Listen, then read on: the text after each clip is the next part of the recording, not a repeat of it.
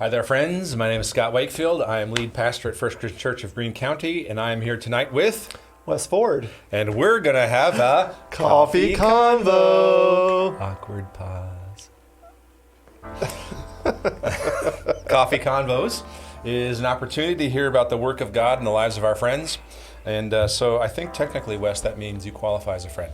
Oh, well, thank you. Congratulations. At last. An upgrade. I'm not a co-patriot or all the C words that Mark Comrade, co-conspirator. Laborer, yes. Conniver. Just a friend. Yes. Coffee Convos is an opportunity to have a good convo over some good coffee with some good friends and to hear about the work of God in their lives. So that's you tonight, Wes. All right.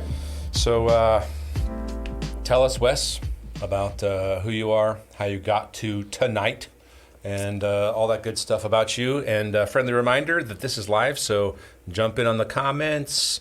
Let us know you're here. Ask awkward questions, and Nice. we will ask all of them. Yes. Yes. No filters. No questions offline. No editorial. Yes. Yeah, it's all fair in love and war tonight in Coffee Convos. Nice. All right. Who are you? My name is Wes. I already said that. Good start. I grew up in Southwest Virginia. Gate City? Gate City, Weber City, which is even smaller than Gate City. Ooh, so you don't say Weber City because no one knows what you mean? Yes. And even a little bit more know what Gate City is over Weber City. The high school is in Gate City, so Gate City High School, a lot of people know that more than even Weber City. Yeah. I don't say the other one very often. But I was born and raised there. My big thing I usually say is I say I'm from Southwest Virginia, and people ask, where in West Virginia? Yeah. And I'm like, no, Southwest Virginia. Everybody has a state they make fun of. Virginians make fun of West Virginians. So I make sure I'm from Southwest Virginia. I grew up there my whole life. My parents were building our house when my mom was pregnant with me. So they moved in right before I was born, and I was there for 18 years. And you are one of? I'm one of three. Yeah. I have two older sisters. Yeah. So I am the baby of the family, the only boy in the family. So that means I was, according to my sisters, I was spoiled rotten, got to do everything they couldn't do. And but I think I earned some of that because I was a good kid for the most part. I wasn't out doing crazy stuff, pretty dependable. So anyway, I grew up there, lived there for 18 years. That's pretty unusual to live in. Like my room when I was born was the room I stayed in for 18 years. Get out. Yeah. Same room. Yes, same room. Same color walls. No. Bed on the same wall. I think the bed was moved around too. When I was little, I had like the little toy train wallpaper on then was a little not good for a teenager. Left it until you were 18. And yes. And then I had bunk beds at one time, and then like a real bed. So I remember thinking when I got bunk beds that it couldn't get better. Yes. I love my bunk beds. Yeah. I thought, I have arrived. I can do it. Yes. It was really cool. So I grew up there in the mountains of Virginia, really, really pretty. It's only about an hour from here, so really close, same mountains. So I grew up there, grew up in church. My parents have always been to church even before I was born. So that's why I said I was even going to church before I was born. Parents always both very active in the church. Mom was the church librarian, still is the church librarian at our church, and used to teach Sunday school and things like that. So she was and still is the church librarian? Yes. This whole time? Yes, this whole time. That's got to be 50-ish years almost? I'm 44. Yeah. I thought I was 43. My wife told me yesterday, no, you're 44 now. You're getting to that age where you can't remember. Others in your family have to remind you. Yes. Wow. That's good. So how's about some hobbies of yours in your life that you used to have, that you still have, etc.? Yes. Tell hobbies us about that I used to have. Sports dominated my life for a long, long time. Yeah. Like I started probably when I was 4 years old playing t-ball, and I played everything. Baseball, soccer, track, football, basketball, golf for a little bit. So I was year-round sports for a very long time. Yeah. Just going from one sport to the other. I was thinking about the other day, it's like, I don't think I've played basketball in maybe 10, going on 10 years now. So it's weird to think of how it dominated so much, and then I haven't played it in forever. I know, I've thought that too about soccer and basketball especially, Yeah. And, of course, that has morphed into, I want to get this as wrong as possible. All right. Frisbee golf. Oh, Hunter is dying right now. Hunter is dying when you say that. It's disc golf because Frisbee is a brand name by Whammo, just like Band-Aid or Q-Tip or stuff like that. So it's a flying disc. Oh, my apologies. So yeah, I've been playing disc golf. I started when I was in seminary, when I was like 25.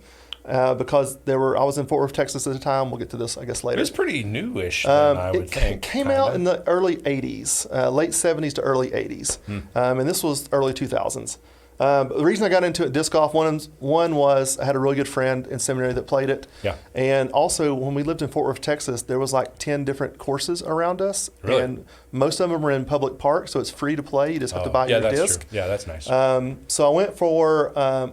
I didn't play ball golf that much, and that's what we call real golf, ball golf. Ball golf. Disc golf and ball golf, yeah. Wow. I didn't play ball golf that much in college, but I did a little bit. Is that like a pejorative term, like you're anti-normal golf, so you call it ball golf? It's how you Is it like a negative differentiate thing? the two type of thing. So and that's how you make yourself feel better. Yes. Yes. But when I was a poor seminary student, I played disc golf because it was free. Yeah. So I went a few times with my brother in Cincinnati because there are a number of courses there, and he was into it for a while. Yeah. Every time your brother comes into town, he asks me where to play around here. Yeah. So tell us about your family, kids, your wife. Yeah. How did your week meet? I met my wife at college. I went to Carson Newman College. I grew up in a Baptist church from age 5 to, the whole time I was at the same church until I was 18. So I went to Carson Newman, go Eagles. Love my school, love Carson Newman. Met my wife there. When I met my wife, I was a freshman and she was a junior. So that was kind of fun. I think it was January. I think I'd been there a semester, and I met her at chapel one day, and I came and invited her. For about a month, I've been doing this traveling drama ministry at Carson Newman, and I loved it. Made a great group of friends in there, and I went up to my wife. What was the name of it? The name was just called. It was very creative. It was called Creative Ministries. Ooh. Yeah, we were the Creative Ministries team. That's so creative. Isn't that so creative? Yes. So I went up and invited my wife because she was talking to one of my friends at chapel one day. I went up and invited her. I was like, "Oh, you should come be a part of this Creative Ministries team." Didn't know that she had been in it for the last 2 years. Nice. She had just taken a semester off. Oh. And really? Yeah. So her first impression of me was, who is this little freshman coming up to me and inviting me to something I'm already nothing goober. Yes. And then like 2 or 3 months later, or maybe 2 months later, she had started coming to Creative Ministries again, and we were going to, I think it was Harriman, Tennessee, to go perform at a church. And there were too many people in the van already, so I said, well, I'll drive my car. And she said, well, I'll ride with you. Oh. So we rode together to Harriman, and her second impression of me was... So how long was that? Between like the first goober impression to that? Yeah, it's probably a month and a half to 2 months, maybe. Probably a month and a half. Well, her second impression of me, because I was terrified, because I thought she's a junior, she's really good looking, and I'm a freshman. So and you have a bald head. I sweated a lot and didn't talk very much because I was very nervous with her in the car. And so her second impression of me was, man, this guy never talks at all. He's very apparently shy and quiet. And then then by my third impression, I finally made it. We went on a spring break mission trip to William & Mary College in Virginia, and the first night we were there, we'd been driving for like almost 2 days because there was some other stuff that happened on the way up there. And so it was like 8 o'clock at night when we got there, and she said, hey, I need to stretch my legs. You want to go for a walk? Yes, I do. Yes, I said, yes, I do. Yes, I do. And we ended up walking around William and Mary College for, I don't know, 2 or 3 hours that night and just clicked. Yes. That was it. In this wonderful, idyllic, romantic setting. Yes. If I remember correctly, William and Mary's a pretty lovely little campus. It is. Yeah. It's very, very nice, just right outside Williamsburg. So we dated for for 2 years. She graduated. So we did long distance dating for a while. She So you started dating your freshman year? No, we actually didn't start dating until my sophomore year. Okay. I think we started like September, October of my sophomore year and her senior year. Cool. All right. So dated all throughout college. She graduated. She moved to Knoxville and taught first grade at a Christian school at Concord Baptist. Yeah. So we did the long distance thing for I guess 2 years, where I would see her on the weekends, type of thing. Mm-hmm. And then we actually got married the night before I graduated from college. So we got married on a Friday night. I graduated Saturday morning. Wow. It's crazy how much, for a lot of people in that age range, a whole bunch of life is scrunched into like a week. Yes. Yeah. I graduated. We got married. I started a new job. We bought our first apartment. Yeah. We wanted to get married before school was out because we got married in Knoxville because it was halfway between my parents and her parents. Since we got married in Knoxville, we invited a ton of our college friends. Cool. So there was like 80 of our college friends that could come to the wedding and be a part of the wedding. Nice. So it was really cool. I said bought an apartment, rented. Is what I should have said, obviously. Yes, at that age. We have 4 kids now. Yeah. Our oldest, Wade, is getting ready to turn 19 in 2 months, which is crazy to think about. He graduated high school last year. Mm-hmm. And then Ainsley, our daughter, we have 4 kids, and we went boy, girl, which was kind of fun. So Ainsley is good planning. Yes, good work. Is getting ready to turn 16 and coming up after the summer. And then Caleb is 13. This is his last 9 weeks in middle school. It's amazing to think he's going to be a high schooler next year. You're becoming an old man. I know. Yes, you can tell by my hairline that that has happened. Yes. And then my youngest, Callie, is 11. So getting ready to turn 12. Cool. So we already have questions coming in. All right. Yes. Some folks who clearly know some things about you. Oh, good. Like favorite hike. Yes. If you don't know, he is hiker extraordinaire. I love the outdoors. I love hiking. In fact, when me and Emily were dating in college, that was a lot of our dates. We would go to the Smokies and hike. Wow. And go on hikes. But since I've moved back to Greenville, I've discovered the Appalachian Trail. Mm-hmm. If I would have known, I really didn't know about it much. Probably the name is all. If I would have known about it in college, I probably would have taken a semester off and hiked the whole thing, all 2,200 miles of it. But since I moved back to Greenville, I discovered that Greene County has 17 miles of the Appalachian Trail right on its border. Mm-hmm. So I've gotten into the Appalachian Trail. So I've done, I think, right at 400 miles of the AT so far, doing day hikes and weekend hikes and stuff like that. Favorite hike. One of my favorite hikes, especially here, is on Viking Mountain. Just right here in Greene County, drive up to the top of Viking Mountain. There's a connector trail that connects you to the AT, and you hike just 2 miles northbound on the AT, and you go to this exposed ridgeline. And it's one of the only really exposed ridgelines that I know of in the 400 miles I've done. Is that, and what I say about exposed ridgeline is like it comes up to a rock cropping, and you're standing on top of the mountain, and there's like, you're above the trees. And so everywhere on the left, all you see is Tennessee. On the right, all you see is North Carolina. And you're walking right on the border. On the and that's border. On Viking Mountain here? Yeah, it's on Viking Mountain here. It's really pretty. I like it. Yeah.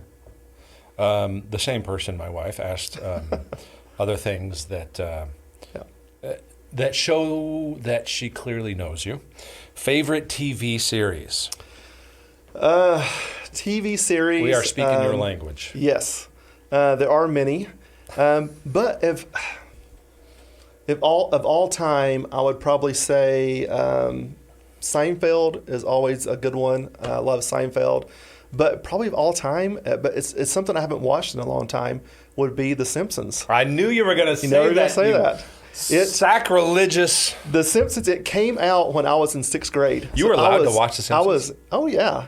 And in fact, I was popular at my school because my sister at the time worked at a Hallmark store in Knoxville, and they would get the Simpson T-shirts in, and she would buy them for me, and I would be the only person in my school with the Simpson T-shirts. So that made me popular, and it carried on to college. That was one of our big jokes. Was we always, like, it came on at 1:00 at night, so everybody would come to my room at 1:00. I was an RA for 2 years. We would have 25 guys sometimes in my room watching The Simpsons at 1 a.m. You need to be asleep. You need to be preparing for the next day, having studied all day.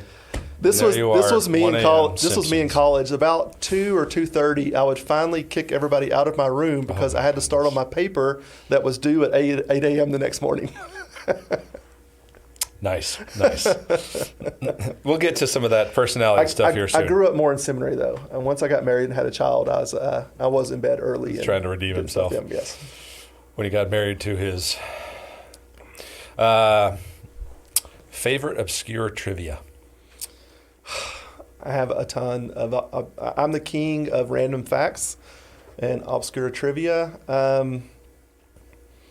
It's hard to think of off the cuff. Usually something that comes in. It's just everything. Something that I think's off the wall that not a lot of people know that's obscure.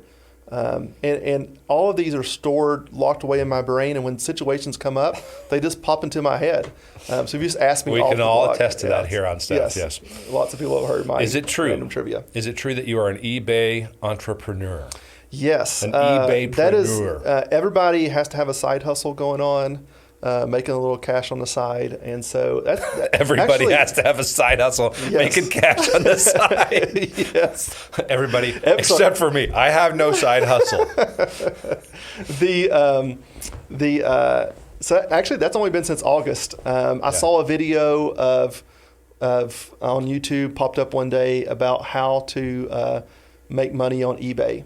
How to become a millionaire. And I said, "Oh, there's no way this will work. This is too easy." And I was like, "Okay, I'll take $30 of my money, and I'll go buy some stuff and try to sell it on eBay and just see if it works." And oh my goodness, I hadn't been on eBay probably in 10 or 15 years. I thought the website was like dead, but man, it is a thriving community. And since then, I've sold. I think I'm sold over since August over 250 to 300 items on eBay. Wow, what kinds of stuff?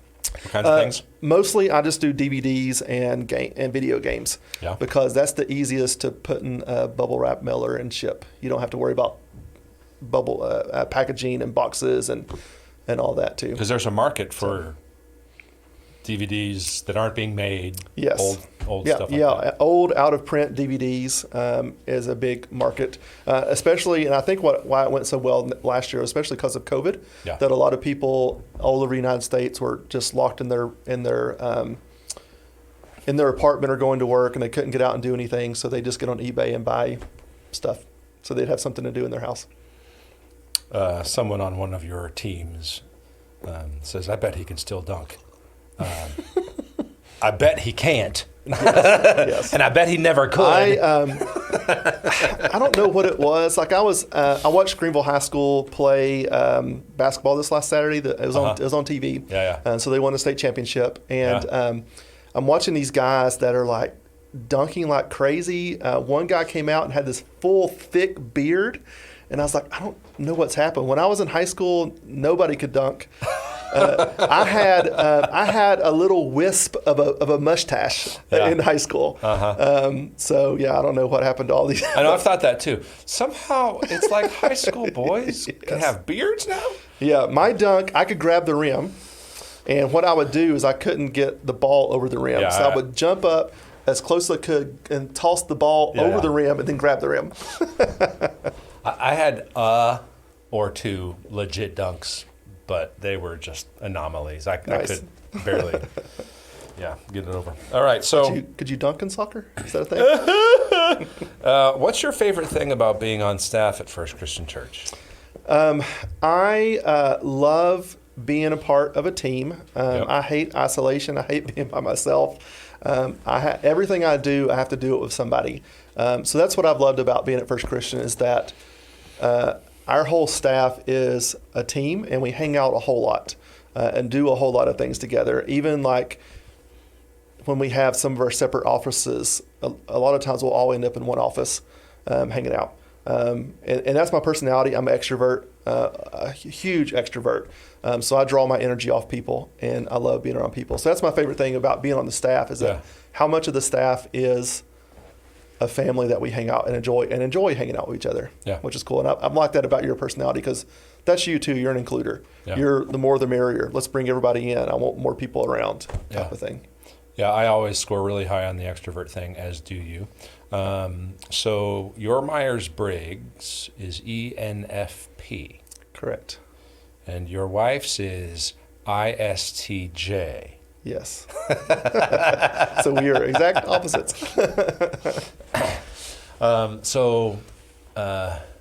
What other words would you use to describe your personality? Because folks at church know that you're on staff, and they know that you do tech and video, and they know kind of what your role is. And unless they're on your team, they don't know you. So tell us, words that you would use or someone would use to describe your personality. Energetic. Yeah. Loud. You and I walk fast through these halls. Yes. I'm a fast walker. One of the things why I'm a good hiker. I'm a fast hiker too. So loud. I can be loud too. When I'm I'm loud here at church too, but at home I'm loud. I like to laugh and to have jokes.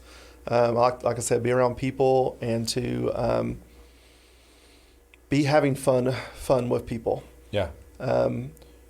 So you are more silly than serious. Correct. Typically. Mm-hmm. You're more feeler than thinker. Absolutely. I'm a big feeler. Yeah. You're a stay up till 2:30 with whomever is there. Yes. Kind of guy. Yes. It worked out, like I said, me and my wife are opposites, and it worked out really well when we started having kids. Yeah. Because I would stay up late with the kids, especially when you have a baby and, wanting to be held or things like that. So Emily would typically go to bed by 9, sometimes 10, and I would stay up to midnight or 1 with the baby, and then she would get up early in the morning. She was an early morning person, and so she would get up. So that worked out great when we had a baby because I didn't mind staying up late, and she didn't mind getting up early. Yeah, I remember those years. So let's turn a bit, and feel free to give us some more questions, y'all. Jump in and give us a few more here and there, and we'll include those as we go. But let's make a bit of a turn toward your relationship with God, you in ministry, how you got to ministry, all those kinds of things. So how did you end up going to seminary because you thought, I'm going to be in ministry? How did all that happen, and the call to ministry for you? I grew up in church, like I said, my whole life. We were there every Sunday morning, Sunday night, Wednesday night. Yeah. For a period of time, my parents cleaned the church, so I was even there during the week. Nice. But me as a child, I was hyperactive ADHD before it was even diagnosed. Mm-hmm. I was always on the move, always going somewhere, never sitting still. And I think that because of that, and I'm a feeler, not a thinker, I didn't really understand the purpose of church. I thought it was just, let's go have fun with our friends. I would try, when I was little, I would try to see how many toys I can sneak in my pockets there. Nice. My dad taught my Sunday school classes a lot, I think just to give pity on everybody else. Yes. To keep me under control. There was many a times where... Why does Dad always volunteer on every trip I go on? There was many a times in church where my dad would have to get me because I was crawling under a pew to go somewhere. That was my brother. And take my me brother down was to always, Yeah, he would take me down to fellowship hall where there was a speaker. He could turn it on, listen to the sermon, and let me do laps in the fellowship hall. Nice. Type of thing. Yeah. But when I... right before my 15th birthday, I was on a youth trip, and God just really grabbed a hold of my heart. I kind of ran right into him and knew that I needed God in my life, that my life would be empty without him, and that I had to give my life to him. Mm-hmm. It was something I had to do, because I realized, I think for the first time in my life, I slowed down and realized who he was, and how much he loved us and how much he had done for us, and just also about how awesome and big and magnificent he really is. So your sense of who God is, really, yes. the holiness of God, and me, in contrast to that, happened on a youth trip. Yes, 15. I was right before my 15th birthday. I knew my life at that point. I knew it was empty without him. Uh-huh. So after that, flash forward to the summer, I went to youth camp, and there was a guy in a youth group that was older than me. His name is Jason Williams. Awesome Christian guy, mature in his faith. New Jersey Nets, right? Yeah. Just an awesome Christian guy, mature Christian guy. Maybe he saw something in me or what, Nets. but I'm not sure. He came and said, "Hey, we're going to do a kids camp at our elementary school next week. I want you to come be one of the leaders of it." Oh. And I'd never really thought about it. Was that one of the first times where somebody had said, "Hey, help with this in this leadership kind of way"? Yes. Yeah. And so I went and did it with him. It was an awesome week. I learned more about the Bible that week than I think the kids did, just because it's the first time I was studying. And he said, "Hey, you did awesome this week. We're doing it for the next 6 weeks. Why don't you come with us?" Yeah. And so I ended up traveling the whole summer with him, cool. Doing this kids camp. And he introduced me to Christian music. He taught me how to read my Bible. He taught me how to pray. He just set that example, and was just a nice, friendly guy of saying, "Hey, let's be friends." And so he was really my mentor, Christian mentor going forward. Do you consider him one of your first mm-hmm. in that sense? Yeah. Yeah. For you, during that week, you mentioned you think you learned more than the kids did. Yes. Was that because of you being given that role and responsibility in a way that was new and that had more with it, and the stakes were higher for you, and so you were more keen and aware of that? Or I think it was because it was the first time I had actually read my Bible and paid attention. Uh-huh. I think that my because you knew ADHD, you were supposed to be helping. Yes, I was like, I need to teach this, right. So I need to read this. Yeah. And there's something really, really cool about right after you give your life to God and you start reading the Bible, it's like your eyes are just opened. Yeah. Like I'd probably heard these verses and a million times growing up at church, but all of a sudden it was like God was speaking directly to me in my heart. Right. And I'm like, oh my goodness, this is good. And I still have my little book from this that I have probably 30 to 40 to 50 verses written down where I'm like, man, this is good stuff. This is amazing. Yeah. And just grew a lot that summer. And I think that's what really hit me was that, yes, I was having fun doing this kids camp. Yes, I loved being around with Jason and just for him to say, hey, come be my friend when he was a couple years older than me. But I really started paying attention to what God was doing at that point in my life. Yeah. A couple follow-up thoughts and questions there. I think what you identified and you experienced was something for me as well. I began to think about taking seriously this kind of stuff we're doing in, at the time, youth ministry, and teaching it because these other people are depending on the possibility of me helping them learn it. Yeah, you learn a whole lot more when you teach than when you just and it's because those other people are dependent on me in that sense, and so I have a responsibility to them, and so I think God uses that. I mean, we talk like, we should have this amazing motivation to do everything. The circumstantial stuff that God puts together in our lives is a big piece of that. Yeah. I have found the same thing. But also, as you were talking, I was thinking of how valuable it is for someone, and basically they have to be older. Yeah. Older, wiser, more experienced, to look at us and say, hey, come along, help in this way. That's half the battle of disciple making. Yep. It's half of it. Yep. Yeah. It says, Great Commission, as you were going. Yeah. Teach them, baptize them. Good stuff. So when I got to, I guess my first year at Carson Newman, I was trying to decide the future. What am I going to do? What's my career going to be?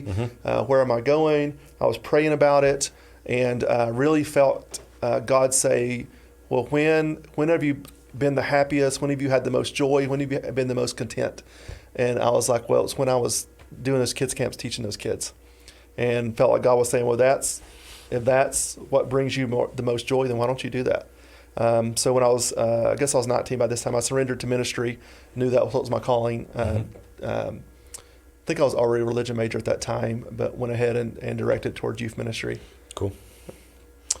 So I'll save a couple additional questions here for toward the end, but let's keep going on this ministry thing.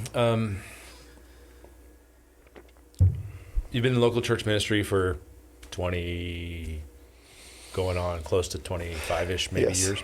Yep. What have you seen as some changes in church in our country, and or people with whom you've done ministry, the wider culture, etc.? Because you and I are beginning to get to the age where we can say, oh, I remember 20 years ago when da-da-da, and it's different now, or whatever. Yeah.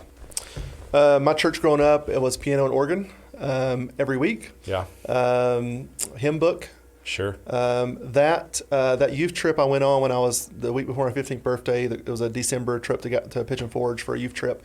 It was the first time that I heard of contemporary Christian music.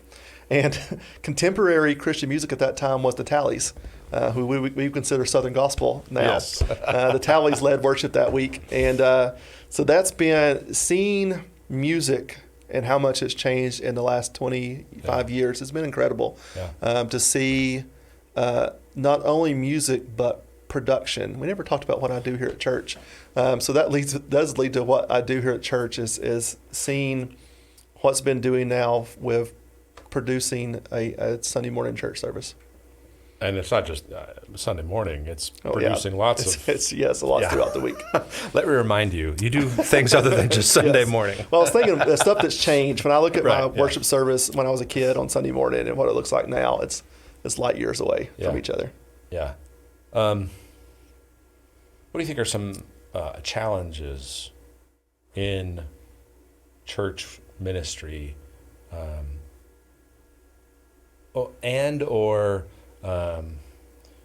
you were talking about your own experience of being discipled and led into ministry and into a relationship with God in those kinds of ways.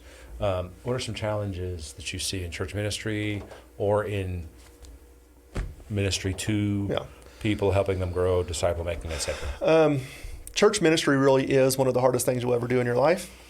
Another one of my mentors growing up was my youth minister.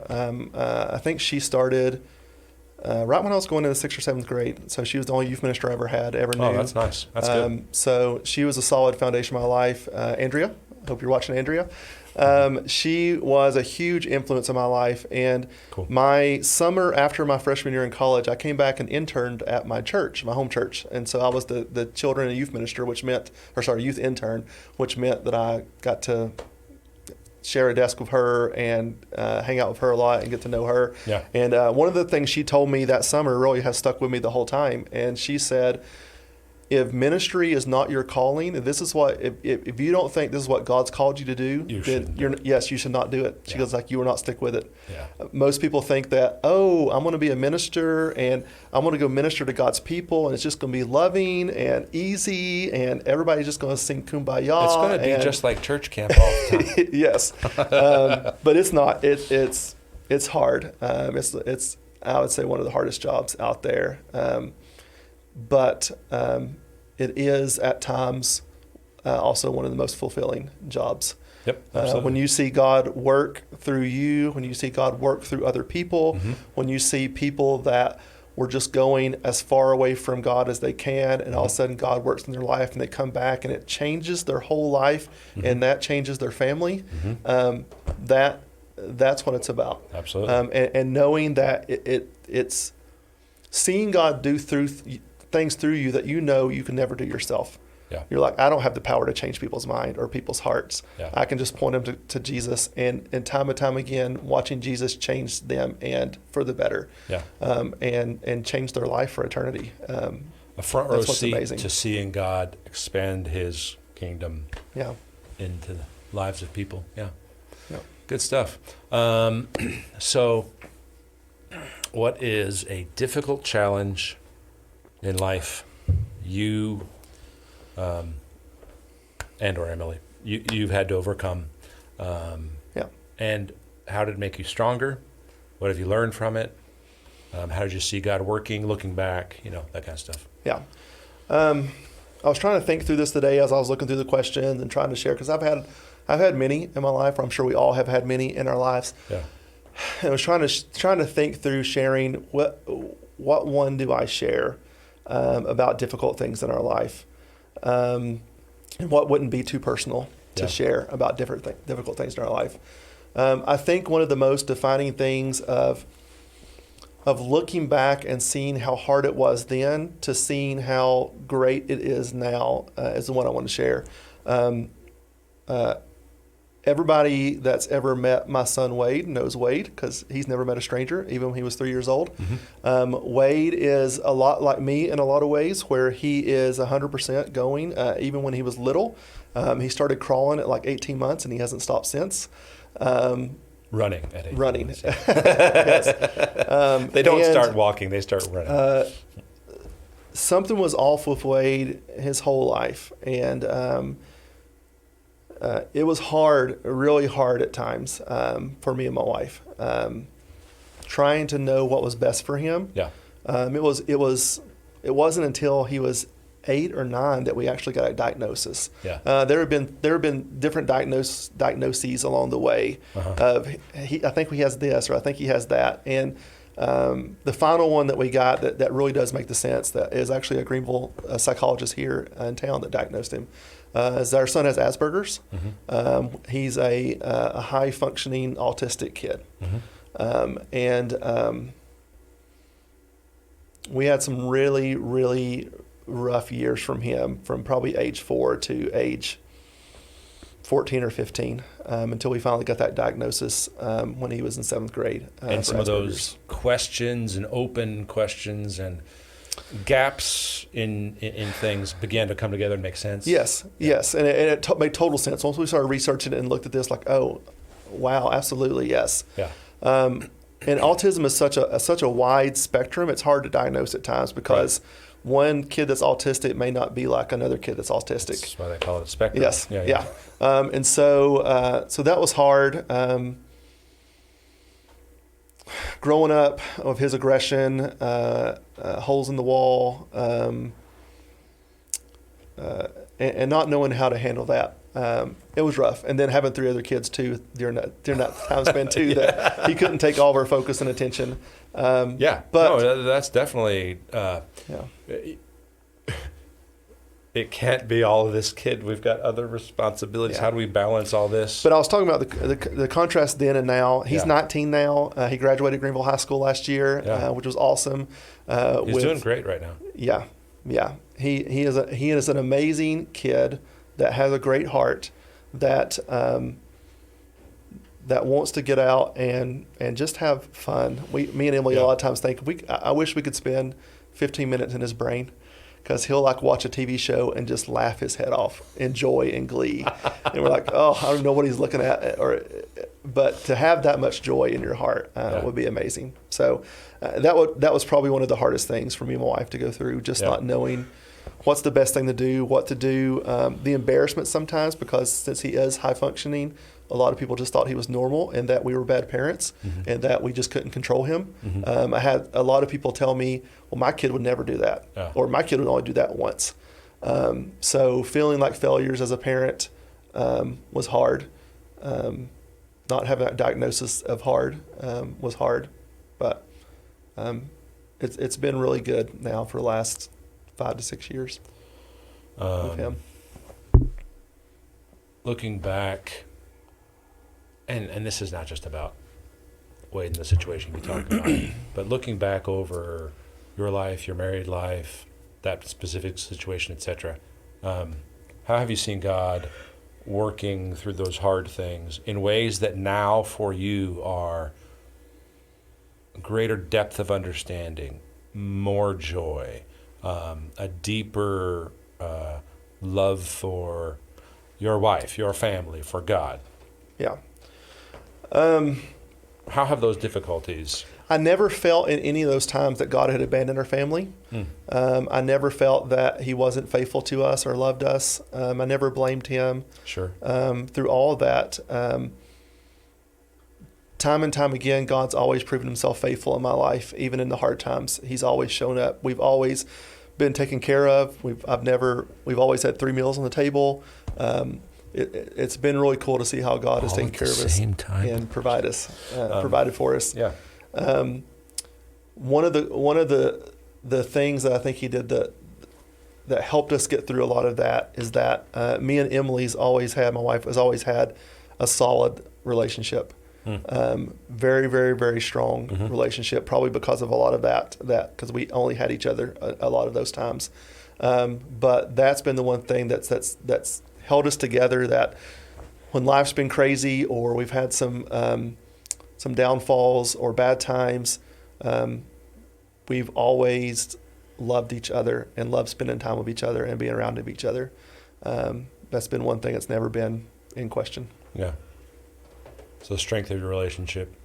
Yeah, and that was a God thing through a lot of it, that God kept us focused on him and on each other. Yeah. Going the same direction, unified, centered on Christ. Yep. Yep. If that's not there, I don't know how people do it. Yeah. Well, they don't. Let's say it that way. Yeah. A couple more questions. And then a few little nice comments. All right. We've We've been serious for too long. Let's get. Oh, no. We have just Scott loves it. begun. Loves it. We've just begun to get serious. Just kidding. We will soon be done. What's your idea of a dream vacation? I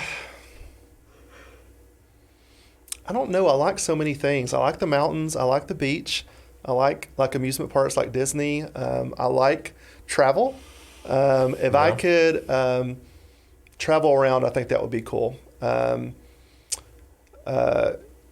I like the Caribbean islands. In seminary, I got to spend. Me and Emily both got to spend a month in England. That was cool. Oh yeah, that's right. And me and her actually both like to travel. Yeah. So I think just going to see new places and experiencing new things.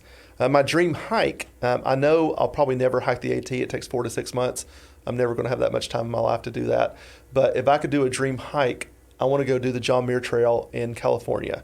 Yeah. You can do it in 2 weeks. Cool. It's beautiful. You start in Yosemite. You walk through the Ansel Adams Forest. Yep. You end on Mount Whitney, Cool. the highest peak in California. Cool. I would love to go do that. Yeah, that would be nice. Cool. That's a good answer, Wes. All right. Mom says, great job. Love Mom and Dad. Thanks, Mom.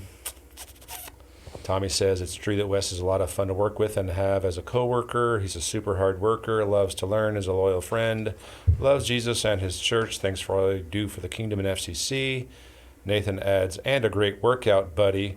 Hashtag buff boys. Yeah, buff boys.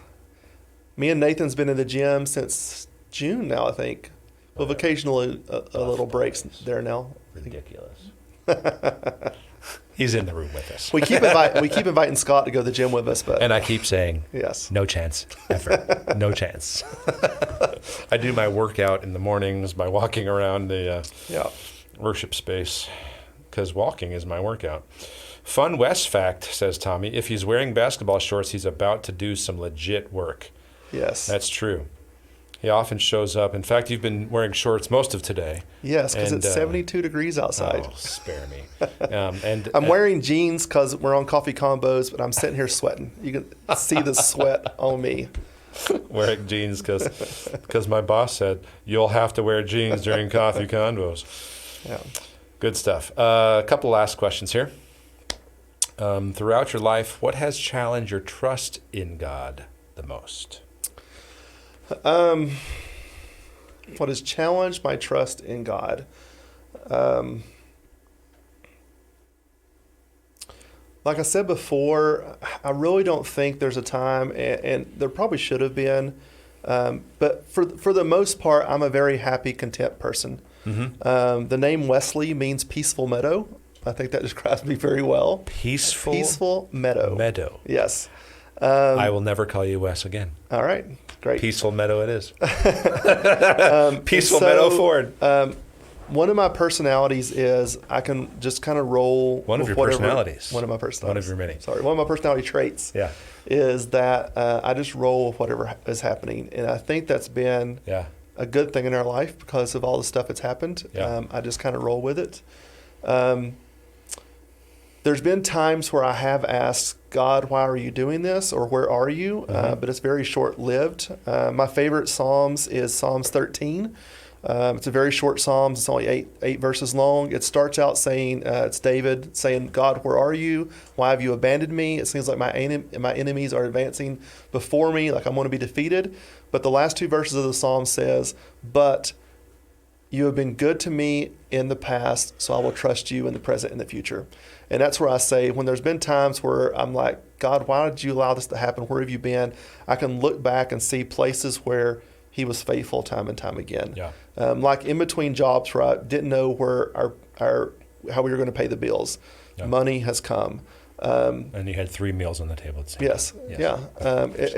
It's been really cool to sit when you look back and see he's been faithful. It's like the song we're singing now on Sunday morning. When you're at that time doubting, God, where are you? It's really hard right now.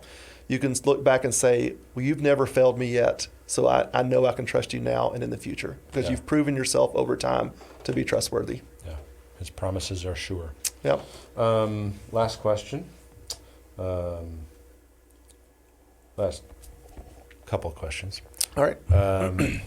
What is God currently teaching you?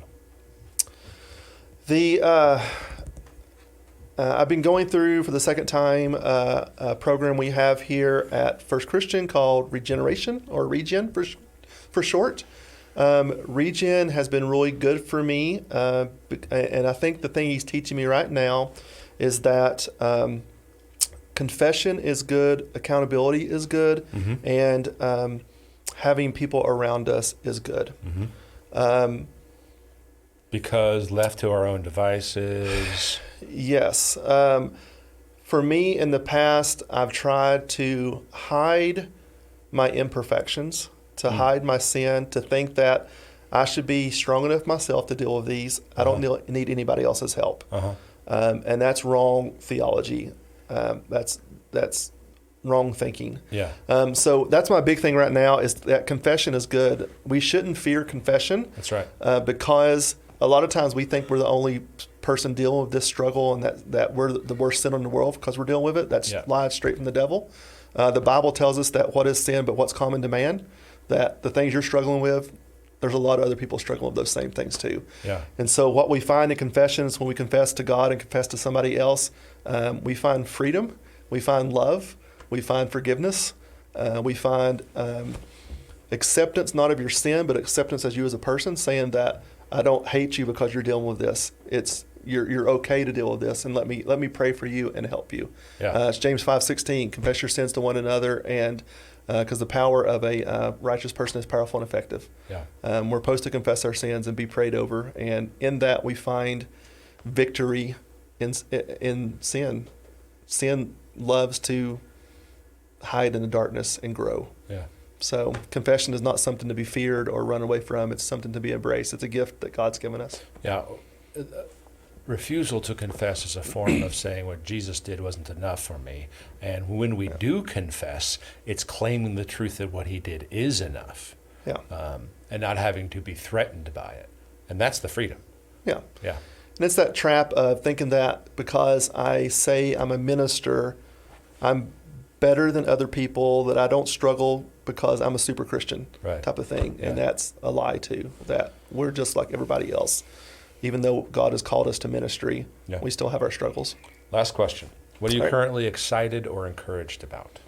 Excited or encouraged about? And again, many people choose my preaching as an answer to that. You can jump right on that bandwagon. Yes. So many people. Yes, I get to hear Scott's sermon probably 5 times a week with my job roles here. So I'm loving Scott's sermons. No, really. What are you excited or encouraged about? I'm excited and encouraged. The direction that FCC is going, the direction we're heading right now. And I know that COVID set us back some. Well, set us back a lot, like it did a lot of churches. Yeah. But I'm excited when I see how He's moving here, how He's moving in the staff, how He's moving in the congregation. When we went multi-site, that was pretty cool and amazing to see that we could do church in 2 locations, and to see that the new people that's come since then, to see that we have 2 thriving locations and they're going well, and new people are coming and hearing the gospel and seeing lives changed. Yeah. That excites me, and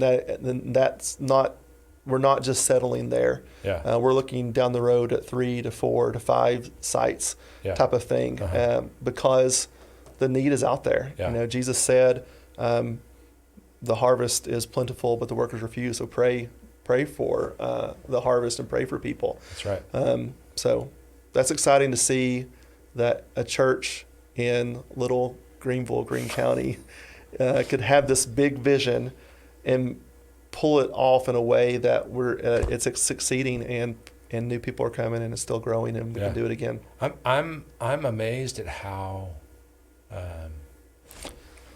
relatively same direction, alike, similar the locations are. Mm-hmm. I mean, we got different people who are in different small groups and they serve on different teams, but it's pretty much the same church. It is. Both places, locations. Yes, it is. Even though it's 2 locations and 2 campus pastors, it's still FCC. Yeah. So that's what excites me, to see that continuing. Yeah. To see that growing in that building. Good stuff. Thanks, man. Welcome. Thanks for joining us. See you next week. We out.